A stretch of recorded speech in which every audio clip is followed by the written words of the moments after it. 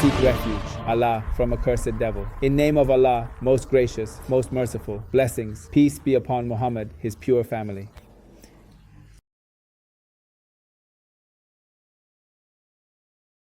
We were just talking about the main factors of emotional intelligence. We have said that in emotional intelligence, a main factor is self-awareness. And then we have said that self-control is the second most important factor of emotional intelligence, and enduring nervous pressures or dealing with problems. That is another factor of having well-developed emotional intelligence. Another important characteristic of a person who is emotionally developed is that all their decisions are intellectual, not emotional. Therefore, that person has a lot of flexibility and tolerance in the worst situations they can endure, and thus can solve the most difficult problems. It is a person who collaborates with others and can mend the relationship between people. A person who has developed emotional intelligence is an optimistic person. Any event, even if it seems bitter at first glance, he can interpret it in a positive way. A person who already has developed emotional intelligence can turn problems and setbacks into opportunities. This means that all the disadvantages for him can be advantages. He can make productive what is, we could say, problematic.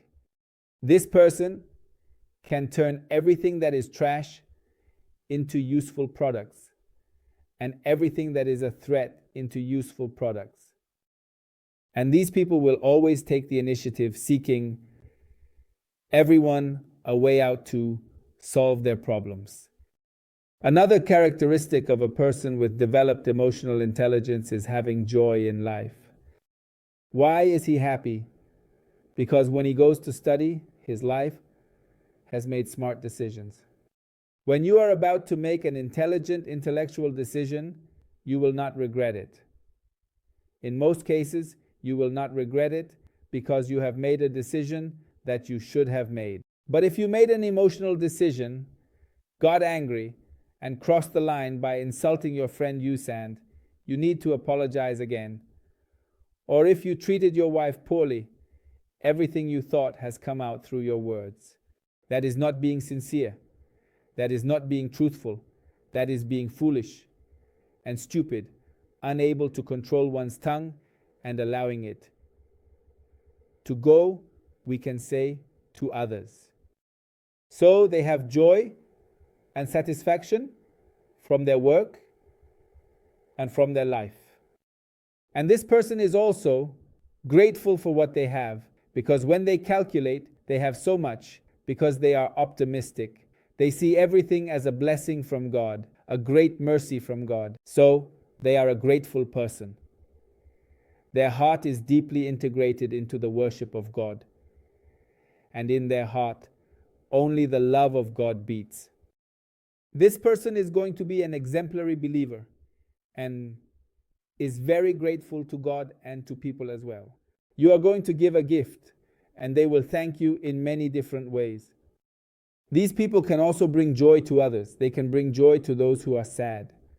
Look, brother, one of the factors that makes us happy in life is that when we demand more, we are always less satisfied. When we demand less, we are content and comforted by the little that God has given us. Therefore, we will always be happy because the little is always available.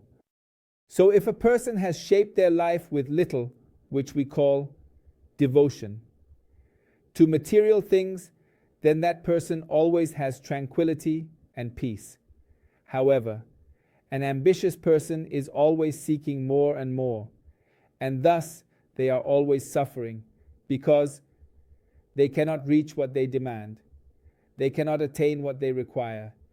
And this will lead us to have a happy, spiritual, and honorable life. Use and another characteristic of a person with developed emotional intelligence is independence, which means that they will never blame others. Instead, they will take responsibility themselves, because they know that God will not change the fate of a people until they decide to do so themselves. and no one can venerate that people.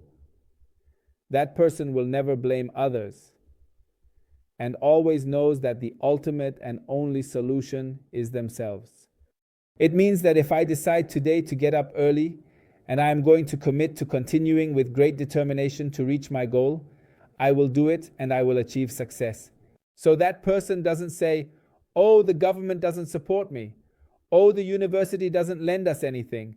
And oh, the scholarships have disappeared. And oh, this, and it no longer exists. We can call these excuses for not doing things. And when he is asked how we should support you, what is the role of others, will he answer what role I should perhaps play? Look at the difference. A selfish, egocentric, ambitious person is always demanding from others. You must do this. You. Even with their father, with their spouse, with their family, they are always demanding. But a healthy person, a blessed person who has developed emotional intelligence, has certain characteristics and will not blame others. They will take responsibility for everything themselves. When many people ask him how we can help him, will he respond by asking how he can help himself, others, and you as well? One of today's problems, a truly serious illness, is indifference. Indifference towards the ugly things happening in our society and indifference towards the good things happening in society. When we talk about independence, we are not talking about indifference. They are two different things. When we say independent, a person with developed intellect, we can say that intellect is not emotional, but their emotional decisions are intellectual. It is not their intellect that is emotional. No, it is not like that. So, what do these people say when you ask them what their role is in changing their life and achieving happiness? I would respond that I am responsible for my happiness and I will play my role as best as I can. These people never complain. It's nice. They never complain and always say that we must first start the change here within ourselves and then in the outside world. And well, these people are going to strengthen themselves because they are thinking about being great, taking leadership in society. Since childhood, from adolescence, they think about how to be a great leader, how to be the president of the country, how to be a great boss. That is quite important. Use and look, first they are going to strengthen themselves and then they will start working. It's not that in the meantime they are studying, they abandon their studies to earn a little money. That is a waste of time and life. These people are very responsible. Put in a lot of effort, work hard, and do not have laziness.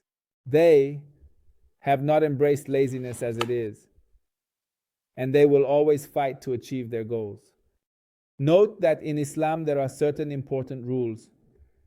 First, if a person owes money to a Christian, they must pay it back quickly. If one has that great responsibility when they are in contact with society, they always think about how to help others. What is my debt to society?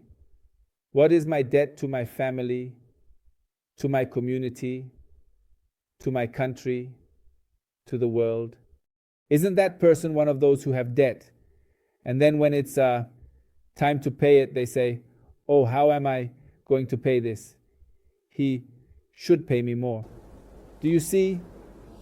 Instead of justifying not paying debts, they will be responsible. These people follow through on what they say. Why? Because they are responsible. How can you be responsible? Because they study themselves well. If you want to achieve success, others cannot give you success. Success is internal. Success is yours. Therefore, when communicating with others, they are responsible. They know that living in society only and only when they strive for themselves, will they succeed. Then they can control their negative emotions, and laziness will control them. They will not make hasty decisions, because you know that many times we, due to emotions, anger, lust, ambition, or whatever it may be, make hasty decisions. And then we are left regretting and start blaming everyone. But they do not do that. They will make an intellectual decision and take responsibility. Look, brothers, the lazy ones are those who always have an ideology of laziness, the religion of processes. What does that mean? They always tell others what they should do, but they themselves do not. They don't need to do anything. My father has to pay for my studies, my wife has to prepare dinner, he has to do this, and the director of the Islamic Center has to do that. But when we ask him and you, no, the truth is that I am the one who demands. That is to say, my fundamental character is to demand. So look, brother, they fail at work in the group. A person who is selfish does not have developed emotional intelligence and fails. Then they will seek to blame others. First, trying to shift their own responsibility onto others. And these people are doomed to failure.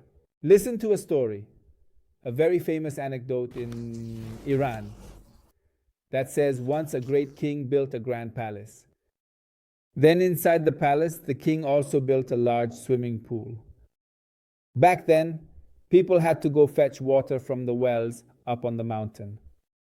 So, well, they were people who had large bags of water. They were water bearers, bag in Persian. So those water carriers that brought water to the city, the king summoned them, proclaimed, and urged everyone to come. When all the water carriers arrived, they said to them, look, tomorrow is the inauguration of my palace, and I want my pool to be filled with water, and I will pay you for it. But it would be a great punishment for anyone who is lazy, Yusan, or who fails in that great mission. Everyone must now, from today until tomorrow, work hard to fill my pool ready. Then the waterers said, look, king, very hot. We are in the summer. So the king said, how are you going to fill my pool? They said, well, we are going to do it at night, Yusan. And don't worry, we will do it in one night. Ready. The next day, the king, very worried, was waiting for them to arrive. They, well, arrived by dusk at night and started to work. Supposedly, the king stayed awake and heard sounds of water. A little bit of water was coming from this side to the other side. They were going up the mountain to fetch water and bringing it down. Very well, 2000 Ein. So in the morning at dawn, when the roosters were crowing, the king woke up and said, now I am going to have the pool filled with water. But let's see what happened the night before. The night before, the first water bearer, when he was going up the mountain with this sack to pour water, said, look, we are 1,000 water bearers. What difference does it make if I bring my sack empty or my sack full of water? It doesn't matter. So he, thinking this way, went up the mountain, but laziness took over him. I was going up the mountain and I didn't bring water. I was coming down with an empty sack, pretending in front of the soldiers of King 2000 Ein as if I was pouring out water. But the truth is, I wasn't doing it. Well, that was the first one. And the second thought the same, and the third thought the same. 1,000 water carriers each brought water once or twice, and the rest said it doesn't matter, because the others will bring it in the morning before dawn. When the king arrived at the pool, what he saw was that the pool was empty, with just a little bit of water, but empty. And when she asked why they didn't fill it, each of those processes was thinking the same thing. This is how it happens in society, brothers. Many people, when they see, for example, a flaw in society, due to laziness, usand, or fear, prefer to remain silent, say nothing, and the evil will develop. It will grow in society. And then the evil comes against everyone. And each one has thought, why do I let others do it? And others don't think that way either. I'm going to do it. I'm going to be responsible. I'm going to put an end to that flaw in society. No, because So what is going to happen? Everyone is going to settle for laziness. They are going to settle for vices. They are going to settle for perversion. That is the danger of society. It means that when people have weak emotional intelligence, when their emotions dominate them, when carnal desires control them, they become prey to those desires. Oh, I don't like that. I like it. When these desires dominate you, you cannot achieve success. The very important and crucial factor for success is teamwork. And teamwork requires mutual trust and accountability. If you are a player on a soccer team and you say, oh well, because I am going to run, it's hot, the rest of the world is going to run, you will be expelled from the team. You must be responsible in front of that job. Therefore, one of the traits of a person with developed emotional intelligence is being independent and responsible. You know that the key to success is effort. Well, there are more things about emotional intelligence, and we will continue with that in the next class. Peace be upon you, and the mercy of Allah and His blessings.